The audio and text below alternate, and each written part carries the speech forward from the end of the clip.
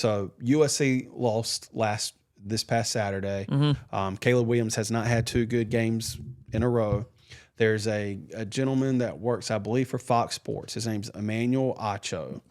He put a tweet out basically stating that he should sit. Yes. Okay. And essentially, He it's should because be selfish. they have nothing else to play for. Right. In the day and age we have with NIL, these players getting paid millions of dollars to be at this school. What's your take on that?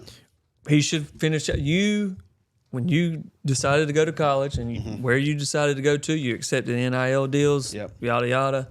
You did that with the assumption that you would play, if healthy, the entire season, bowl game, national championship, whatever it was. That's the assumption that everybody was under when you agreed to that. You need to fulfill your obligation. Or if you want to go ahead and sit out, you need to be able to personally write a check back to all those people that paid you that NIL money, the commercials. Right now, Caleb Williams is probably the most marketed player in the nation. I mean, he's got a Wendy's commercial. He's got Dr. Pepper commercials. And all of that is because he plays at USC, and not because he sits out. And I think he's in the Heisman House commercials with Nissan. Well, he did win the Heisman. I know, but normally it was all past Heisman winners. Exactly. But so yeah, you're making all this money because you play at USC, not because you may be the first overall pick. And not only that, he's asking for ownership into whatever team drafts him. And before he even did that, he put out a list of 5 teams that he wants to play for. And if it comes up that one of those 5 teams doesn't have the number 1 pick, he's just not going to enter the draft. Like, there's so much surrounding him that's just negative about him moving forward. Like, you're basically saying that you're not going to play for certain teams. That's a negative.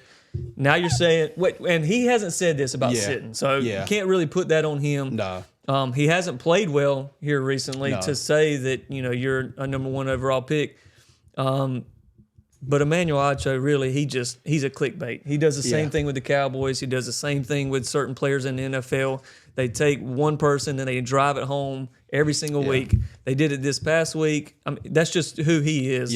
Speaking on Emmanuel Acho, the Cowboys didn't even play this week, and they had to compare Jalen Hurts' game to Dak Prescott, who didn't take a single snap because he was on the bye week. But that's just Emmanuel Acho. I think it sets a bad precedence because, like, if you're a GM, president, team owner of an NFL team, and you see a player make that decision, he's like, screw this, our season's not going. We're not going to make a. What's to say he doesn't do that to you in the NFL? Exactly, it sets a bad precedent, and we don't know the ins and outs of all these NIL deals. Like, are they paid on like a per game basis? Are they fronted this amount of money to play X amount of games?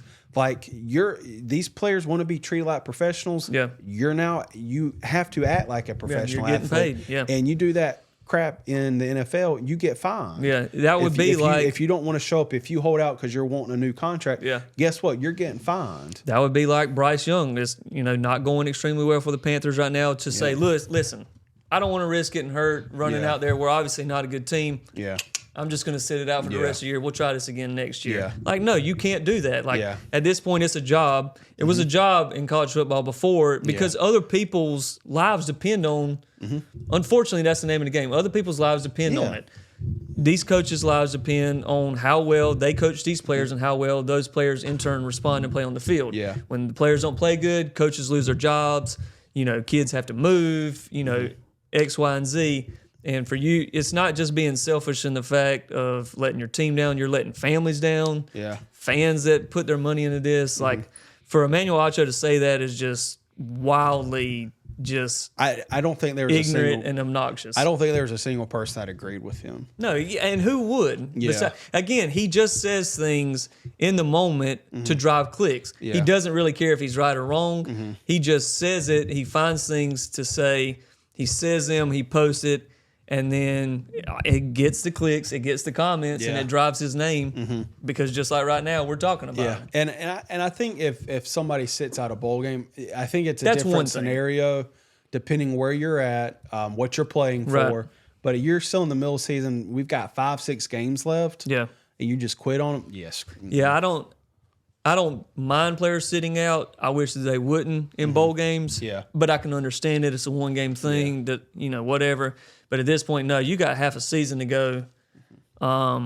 you still got a lot to show because even with the half a season you've played, two or three games of it, you have not played well. Somebody put a stat up of him facing the teams they normally face, and then when they're facing good defenses, and he's a shell of himself. Right. Notre Dame, yeah, not Rutgers, excuse me, Utah.